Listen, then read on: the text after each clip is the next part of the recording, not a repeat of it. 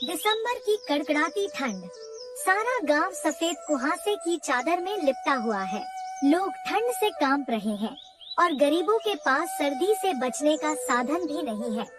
गांव की एक झोपड़ी के कोने में एक परिवार, 60 वर्षीय रघु, उनकी पत्नी सुमित्रा और 10 साल का बेटा चीकू अलाव जलाने की कोशिश कर रहे हैं। लकड़ी गीली होने के कारण आग जल नहीं रही। सुमित्रा, ये आग तो जलने का नाम ही नहीं ले रही। ये ठंड हमें मार डालेगी।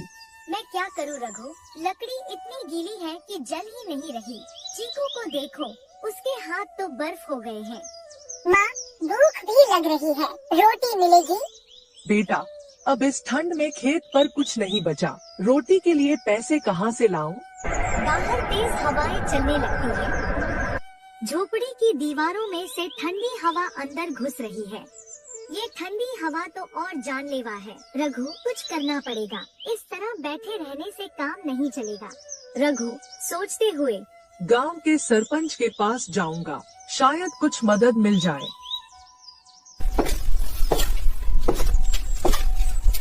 सरपंच रामदयाल अलाव के पास बैठे हैं। उनके पास मोटे कंबल और गरम कपड़े हैं। रघु वहां पहुंचता है, ठंड से कांपते हुए। सरपंच जी, हमारे घर में आग जलाने की लकड़ी भी नहीं है। चीकू भूख से रो रहा है, कुछ मदद कर दीजिए। रघु, इस ठंड में सब परेशान हैं। सरकारी राशन भी खत्म हो गया, मैं कहां से मदद करूं? सरपंच जी, आप तो गांव के नेता हैं। अगर आप ही कुछ नहीं करेंगे तो हमारा क्या होगा? रामदयाल थोड़ा सोचकर, ठीक है, गांव के अमीर घरों से बात करता हूँ, जो लकड़ी या अनाज दे सके। उन्हें इकट्ठा करते हैं, पर इसमें समय लगेगा। रघु भारी मन से लौट जाता है। उसे सरपंच की बातों पर भरोसा नहीं है। रात का समय, रघु अपनी झोपड़ी में वापस आता है। सुमित्रा और चीकू आग के पास ठंड से सिकुड़े हुए बैठे हैं। क्या हुआ रघु, सरपंच ने कुछ कहा? सरपंच तो बस बातें बनाता है, उसके पास सब कुछ है, लेकिन हमारे लिए कुछ नहीं। बाबा, हमें क्या खाना मिलेगा? बेटा, तू सो जा, कल सुबह देखूंगा क्या कर सकता हूँ। रघु चुपचाप बैठकर सोचने लगता है। झोपड़ी में सन्नाटा है और बाहर हवाओं का शोर।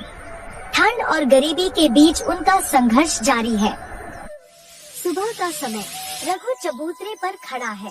गांव के कुछ और गरीब किसान भी उसके आसपास खड़े हैं। वे सब सरपंच की बातों से निराश हैं। भाई, सरपंच रामदयाल से कुछ मिला? कुछ नहीं, बस बातें बनाता है। कह रहा था अमीरों से मदद मांगूंगा, पर मुझे उसकी बातों पर भरोसा नहीं। तो अब क्या करें? हमारी झोपड़ी की छत भी गिरने वाली है। बच्चे ठंड से कांप रहे हैं। रघु सोचते हुए, हमें खुद कुछ करना होगा। कोई इंतजार करने से कुछ नहीं मिलेगा। पर करेंगे क्या? ठंड से बचने का सामान भी नहीं है। रघु, हम सब मिलकर गांव के अमीरों के पास जाएंगे। हर घर से थोड़ा थोड़ा सामान लेंगे। कोई कंबल देगा, कोई लकड़ी, सब मिलकर काम करेंगे। अगर उन्होंने मना कर दिया तो फिर हम उनके दरवाजे पर बैठ जाएंगे। जब तक मदद नहीं करेंगे तब तक उठेंगे नहीं। गांव वाले इस योजना पर सहमत हो जाते हैं। वे एकजुट होकर मदद मांगने की योजना बनाते हैं। गांव के सबसे बड़े जमींदार ठाकुर सूरज सिंह का घर, उनके पास बड़ी हवेली और ढेर सारे संसाधन हैं। रघु और गांव वाले उनके दरवाजे पर पहुंचते हैं। अरे रघु, इतनी सुबह यहाँ क्यों आए हो? ठाकुर साहब, ठंड से गांव में हालात बहुत खराब है। हमारे पास लकड़ी, कंबल और खाना कुछ भी नहीं है। आप मदद कर सकते हैं। रघु, मैं अकेले पूरे गांव की मदद नहीं कर सकता। मुझे भी अपने घर का खर्च चलाना है। ठाकुर साहब, आपके पास तो इतना धन है कि आपको 10 साल कुछ काम न करना पड़े, तब भी सब चल जाएगा। हरिया, इस तरह बोलने से कुछ नहीं होगा। जाओ, सरपंच से बात करो। गांव वाले नाराज होकर कहीं बैठ जाते हैं। ठाकुर के नौकर उन्हें हटाने की कोशिश करते हैं, लेकिन वे डटे रहते हैं।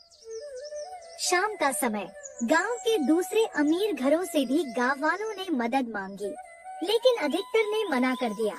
रघु और लोग हार मानने को तैयार नहीं। वे अब गांव के मंदिर के पास इकट्ठा होते हैं। रघु, अब क्या होगा? दिन भर भटकने के बाद भी कुछ नहीं मिला। मुझे नहीं पता, पर हम हार नहीं मान सकते। बाबा, मुझे भूख लगी है। रघु की आंखों में आंसू आ जाते हैं। तभी गांव की एक बूढ़ी औरत मंगला उनके पास आती है। उसके हाथ में पुराना कंबल और रोटियां हैं। बेटा, मेरे पास ज्यादा कुछ नहीं, पर ये ले लो, शायद कुछ मदद हो। माँ, आप खुद इतनी गरीब हैं, ये सब मत दीजिए। बेटा, दूसरों की मदद करने से गरीब अमीर बनता है। लो, रख लो। मंगला की इस बात से रघु और गांव वालों को नई उम्मीद मिलती है। वे ठंड से लड़ने के लिए फिर एकजुट होने का फैसला करते हैं। सुबह का समय, रघु, हरिया, सुगन और बाकी गांव वाले जमा हुए हैं। ठंडी हवा चल रही है। कुछ बच्चे पास में खेलते हुए ठंड से कांप रहे हैं। भाइयों और बहनों, अब वक्त आ गया है कि हम अपनी आवाज उठाएं। ये अमीर और सरपंच हमें ऐसे मरने नहीं देंगे। लेकिन कैसे? हम गरीब लोग हैं, हमारी आवाज कोई सुनेगा? हरिया, आवाज ऊंची करनी पड़ेगी। अगर पूरा गांव मिलकर तहसील ऑफिस पर धरना देगा तो सरकार को हमारी बात सुननी ही पड़ेगी। पर हमें वहाँ जाने के लिए पैसे चाहिए, सबके पास कुछ भी नहीं है। अगर मरना ही है तो कोशिश करते हुए मरेंगे। ये ठंड हमें यूं ही मार रही है, लड़ेंगे तो शायद कुछ मिलेगा। गांव वाले धीरे धीरे रघु की बातों से सहमत होते हैं। दोपहर का समय, गांव के अमीरों के घरों के सामने रघु और उसके साथी जमा हो जाते हैं। वे जोर जोर से नारे लगाने लगते हैं। हमको रोटी दो, हमको गरम कपड़े दो। अरे, ये क्या तमाशा लगा रखा है? ठाकुर साहब, तमाशा नहीं, ये हमारी जिंदगी की लड़ाई है। आप मदद नहीं करेंगे तो हम यहाँ से हटेंगे नहीं। हट जाओ, नहीं तो पुलिस बुला लूंगा। बुला लो, पुलिस भी देखेगी कि हम ठंड और भूख से मर रहे हैं। ठाकुर गुस्से में अंदर चला जाता है। गांव वाले नारे लगाते रहते हैं। कुछ और अमीर घरों के दरवाजे बंद हो जाते हैं। रघु और गांव वाले अब तहसील जाने की तैयारी कर रहे हैं। बच्चे, बूढ़े, औरतें सब साथ हैं। रघु, ये सब सही होगा? इतनी ठंड में ये सब बच्चे कहाँ तक चल पाएंगे? सुमित्रा, अगर आज चुप रहे तो ये ठंड हमें हमेशा के लिए खत्म कर देगी। ये लड़ाई जरूरी है। बाबा, मैं भी चलूंगा। मुझे ठंड से डर नहीं लगता। मेरा बेटा बहादुर बन गया है। गांव वाले मशाल जलाकर चलने लगते हैं। उनके चेहरे पर ठंड से ज्यादा हिम्मत नजर आती है। आसमान में तारे चमक रहे हैं और दूर से उनके नारे गूंज रहे हैं। रामपुर नाम के एक गांव में राजू नाम का एक किसान रहता था। राजू बहुत ही ईमानदार और दयालु था। राजू रोज अपने खेतों में काम करता था और उसी से अपना घर चलता था। राजू के पास एक बैल था जिसका नाम भीमा था, जिसकी मदद से वो अपनी सारी खेती किया करता था। भीमा, तू जल्दी जल्दी ये हरे घास खा ले, उसके बाद हमें खेतों पर भी जाना है। तू तो जानता ही है हमें कितना सारा काम है। इसी खेती के सहारे तो मैं अपना जीवन बिता रहा हूँ। उसी गांव में राजू का एक दोस्त नंदू भी रहता था, जो बहुत ही कामचोर और आलसी था। वह अपनी चिकनी चुपड़ी बातों से हमेशा राजू का दिल जीत लेता था। एक दिन जब राजू अपने खेतों में काम कर रहा था, तब नंदू उसके पास आकर उसे बोलता है, अरे राजू, कैसे हो मित्र? अरे भाई नंदू, यहाँ कैसे आना हुआ? मैं तो बिल्कुल ठीक हूँ। भगवान की कृपा से सब अच्छा चल रहा है। तुम बताओ भाई, तुम कैसे हो? कुछ परेशान लग रहे हो, क्या बात है? क्या बताऊं राजू, तुम तो जानते ही हो कि इस साल मेरे खेत की सारी फसल खराब हो गई थी। बस इसी वजह से मेरी हालत बहुत खराब है। मेरे ऊपर बहुत लोगों का कर्ज हो चुका है। सोच रहा हूँ घर बार छोड़कर बहुत दूर चला जाऊं। बहुत परेशान हो गया हूँ भाई। अब कोई अपना भी तो नहीं है जिससे कोई मदद मांग सकता। क्या नंदू, ऐसा क्यों कह रहे हो भाई? आखिर हम दोनों पक्के दोस्त हैं और परेशानी में एक दोस्त ही दूसरे दोस्त के काम आता है। बताओ क्या करना है, हम दोनों मिलकर सब काम कर लेंगे। सही कह रहे हो राजू भाई, जिसके पास तुम जैसा दोस्त हो उसे परेशानी की क्या बात। दरअसल मुझे तुमसे एक छोटी सी मदद चाहिए थी। हाँ हाँ बोलो भाई, इसमें इतना सोचने की क्या बात है? बताओ मैं क्या मदद कर सकता हूँ तुम्हारी? राजू, क्या तुम अपनी बैल मुझे कुछ दिनों के लिए दे सकते हो? दरअसल मुझे अपने खेत में नई फसल उगानी है। इसके लिए मुझे तुम्हारे बैल की जरूरत है। बदले में मैं तुम्हारी बैल की अच्छे से देखभाल करूंगा। तुम चिंता मत करना, मैं तुम्हारे बैल को जल्दी ही वापस लौटा दूंगा। राजू को नंदू की ये हालत देखकर बहुत बुरा लगा। वह दिल से चाहता था उसका दोस्त इस मुसीबत से बाहर निकल जाए। बिल्कुल नंदू भाई, तुम मेरा यह बैल ले जा सकते हो। मैं अपना बचा हुआ काम बाद में कर लूंगा। मेरे लिए सबसे जरूरी काम अभी यही है कि मेरा दोस्त इस परेशानी से बाहर निकल जाए। अगर कुछ और चाहिए तो वह भी बता देना। किसी भी चीज की टेंशन मत लेना। धन्यवाद राजू, तुम दोस्त नहीं भाई हो भाई। आजकल ऐसी दोस्ती कहाँ देखने को मिलती है। मैं जल्दी ही आता हूँ तुम्हारा यह बैल वापस करने के लिए। नंदू खुशी खुशी राजू के बैल को लेकर चला गया, लेकिन उसे वापस करने का उसका कोई इरादा नहीं था। उसके मन में काय खुराफात चल रही थी।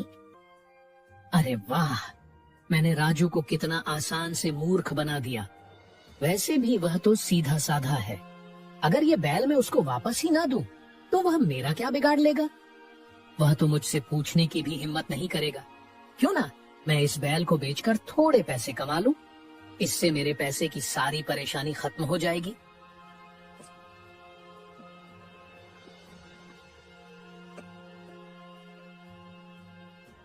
नंदू ने उस बैल को बड़े व्यापारी को बेच दिया।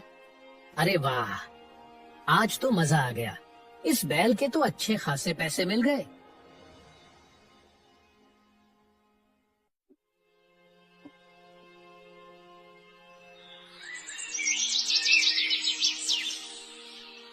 कुछ दिन बाद राजू को उसके बैल की जरूरत पड़ी।